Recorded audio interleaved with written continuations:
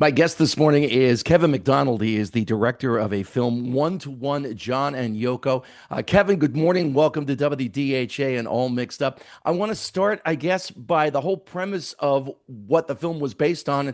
Why do you think, of all the places in the world that John and Yoko could have gone, they chose New York City in the early 70s? Good morning.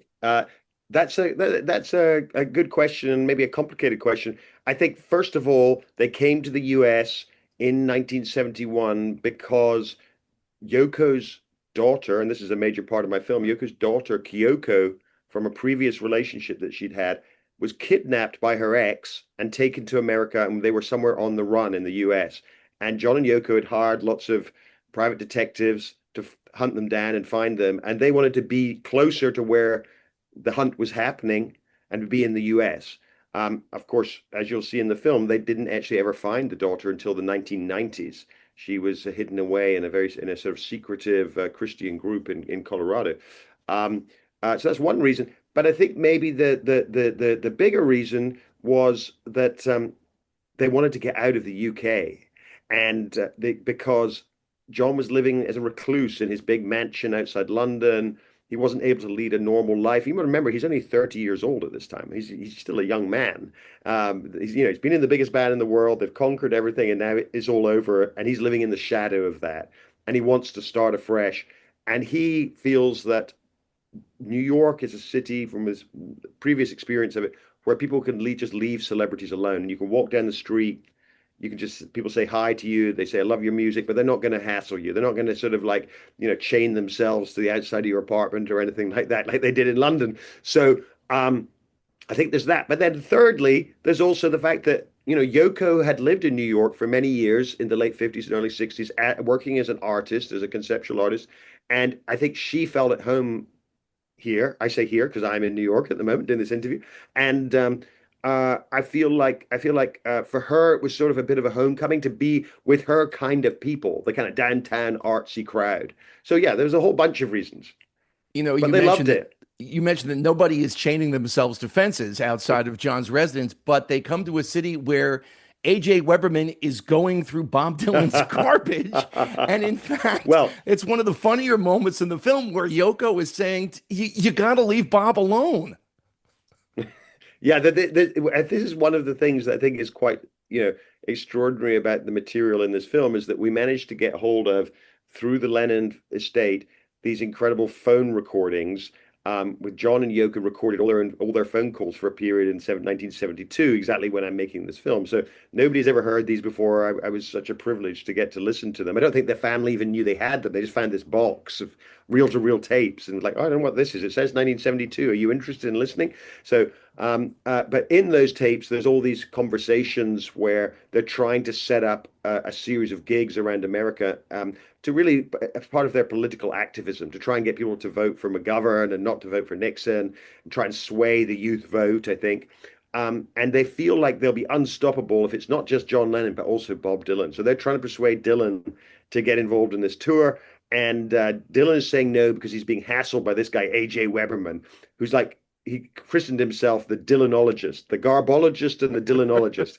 And he's a guy, he's still alive, he's still living in New York. He still hates Bob Dylan, in fact, because he turned up apparently at the premiere or one of the screenings of the recent Bob Dylan biopic with Timothy Chalamet, and he was sort of shouting at the screen. There was a report about it in the New York Times. So, but this guy, they had John and Yoko are phoning up this guy who's pretty much a nobody, you would think, but he's very influential in the counterculture. They're phoning up this guy, AJ Weberman, to persuade him to apologize to Bob Dylan. That's just one of the sort of series of phone calls in the film.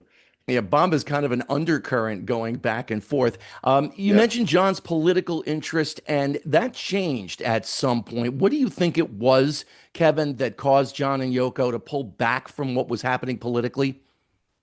I think they realized that they were being used by Jerry Rubin and by the yippies and by the sort of really radical fringe of the left. They got swept up in it for a while, and then they realized, oh, hang on a minute, these guys are preaching violent revolution. They wanted John to go to the Republican National Convention in Miami in 72 and use his celebrity and the young Beatles fans to get them to come to protest at the Republican convention. And John's like, hang on a minute, I don't want to use my fans as cannon fodder to get beaten up by the police and to be part of your kind of violent revolution.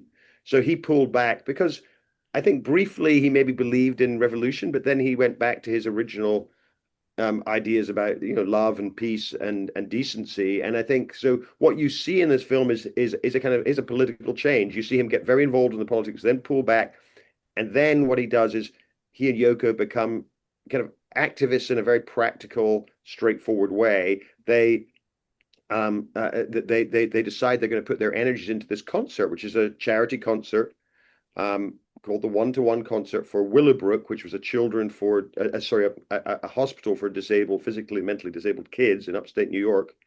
And actually, One-to-One, which is the title of the film and of the concert, doesn't refer to John and Yoko's great love or anything. It refers to the fact that the concert was to raise funds for one-on-one care for every child in this hospital. That's what the aim of it was. So their politics became very pragmatic, street level. Let's help individuals who are vulnerable, who need our help, who we can actually properly benefit, rather than talking about in slogans.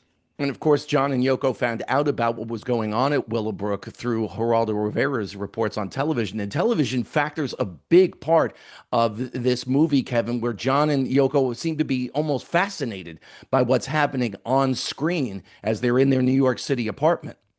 Yeah, that's right. We did a really accurate reconstruction of the bedroom in their apartment. It was really just a one-room apartment, to be honest. And they spent all their time lying on their bed with this huge TV, or huge TV for those days, at the end of their bed.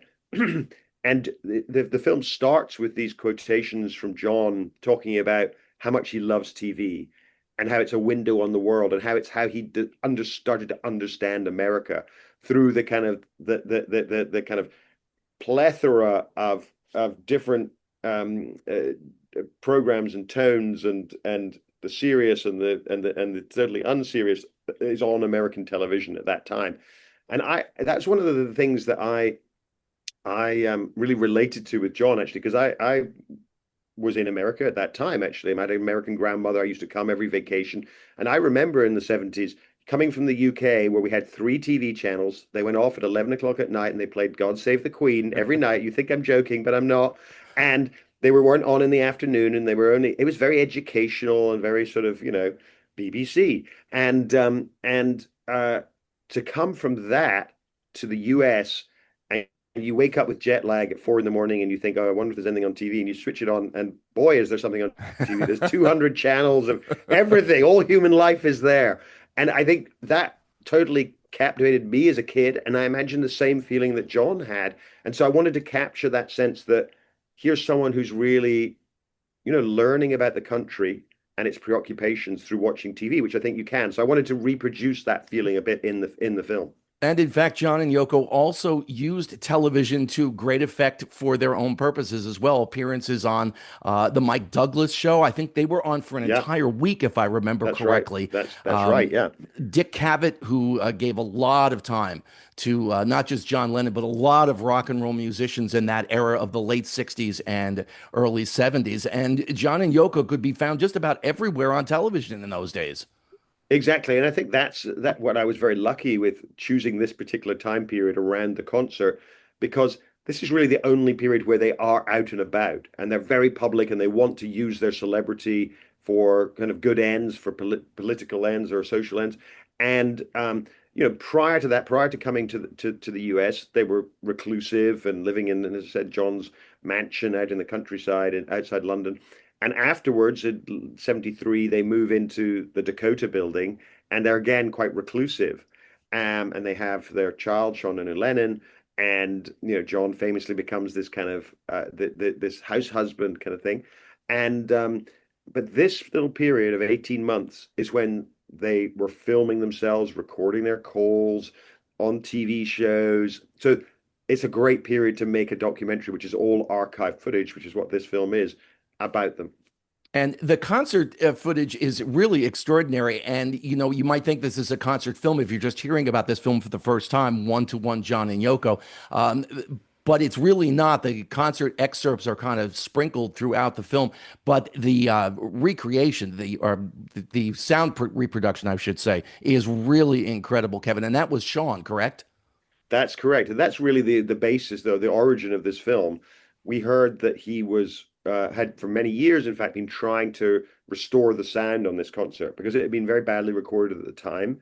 And he was able, using all the latest sound technology, to separate all the tracks. So take the sort of the spill of the drums or the bass out of the vocal, take separate every track and then remix them together.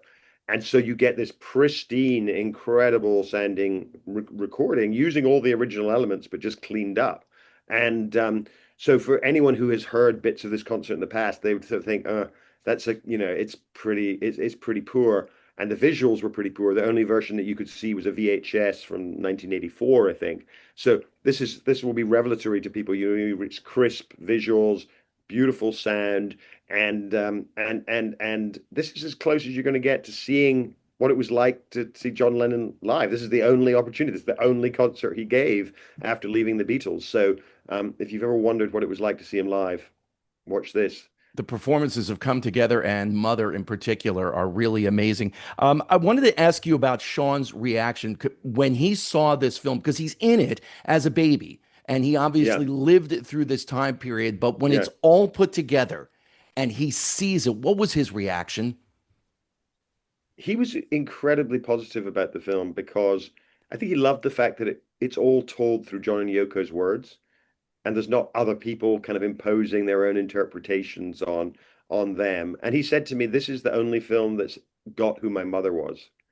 And because we tried to sort of be fair to her, which I think most films about the Beatles and about John are not necessarily fair about her. And I think by understanding the emotional state that she's in when she's lost her child, she's searching for her child. She talks very movingly at the end of the film about how difficult it is to be married to an icon like John, and how she had been a very confident woman, very sure of herself physically and mentally, and how she'd developed a stutter, how she'd actually had miscarriages because she was so unhappy and it was so difficult. So I think you come away with a sense of Yoko's heart that maybe people haven't had before. We talk about the television stuff that John and Yoko are watching, and there's an undercurrent of just how dysfunctional this country was. A lot of people these days are looking at, we've never been more divided here in the United States. And you go back to this period of 71 and 72, and you look at what was going on here. You have a governor being, an attempted assassination, everything that was happening in Vietnam, college demonstrations. You mentioned the convention in Miami where there was all kinds of threats of violence. We're kind of just repeating the same thing here, Kevin. Well, as an outsider to this country, it sure seems like that. And I didn't realize as we were making the film quite how much it was echoing today. And I think everyone will watch this film and go, hang on a minute, this all looks kind of familiar. We're just repeating ourselves. And there is something, I guess you could look at it in a pessimistic way and you can say, well, we never learn. We human beings repeat the same mistakes again and again. But you can also look at it in a more optimistic way. You can say, okay, well, things may be chaotic and divided now, but just wait a while and things will get better. It doesn't mean in another 60 years they won't get worse again, but nothing is forever. I suppose that's the message. Kevin MacDonald, the director of the film One to One, John and Yoko. You can see it now on HBO Max. Kevin, thank you so much for your time. It's a fascinating conversation, and I really enjoyed watching the film. Excellent. Lovely to talk to you. Bye-bye.